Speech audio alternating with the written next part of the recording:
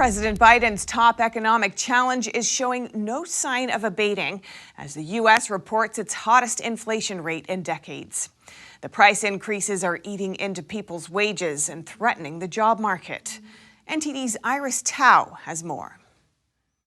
7 is often seen as a lucky number, but not this time. The steepest climb in prices since 1982. The Labor Department on Wednesday says inflation has jumped 7% in the year ending in December. And this was the White House questioned on what it got wrong about soaring inflation it once said was transitory.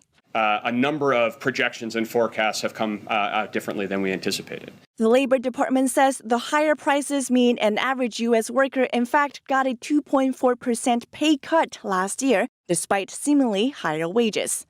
Washington flooded the market with more liquidity, which drove up prices because... Wall Street investor Charles Mizrahi told NTD that Biden's fiscal policy is what's behind the current inflation. Another expert points to supply chain issues.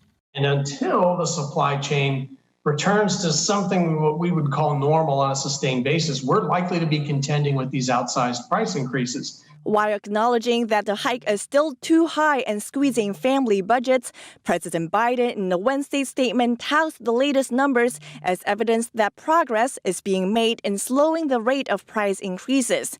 This as the head of the Federal Reserve warns that high inflation is threatening the job market. If these high levels of inflation get entrenched in our economy and in people's thinking, then inevitably that will lead to much tighter monetary policy from us, and it could lead to a recession, and that will be bad for workers. Policymakers are signaling that a hike in interest rates could come as early as March.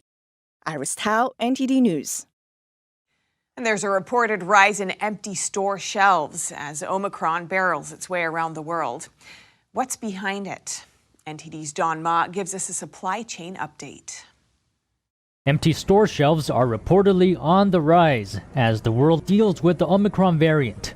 Everyone we meet with, from pet food to detergent to cereal, they're all confronting the same challenges. Jeff Freeman is president of the Consumer Brands Association, the national trade association for packaged goods in the United States. Freeman sees incredible consumer demand. That has not waned since the outset of COVID in March of 2020. We estimate that demand is up about 11% year over year. That's incredible. Freeman says companies tell him they've had more positive COVID tests in the past 2 weeks than in all of 2020. This prevents people from working. You have COVID issues at ports around the world, workers not showing up because they're positive. Jake Phipps is the CEO of Phipps & Co., which brings building materials to real estate developers. Phipps says a shortage of truck drivers is one of the major problems. There's no truckers, so once I actually get a container out of the port, it's taken me an extra, 3 to 5, 6 days, of the container being held in a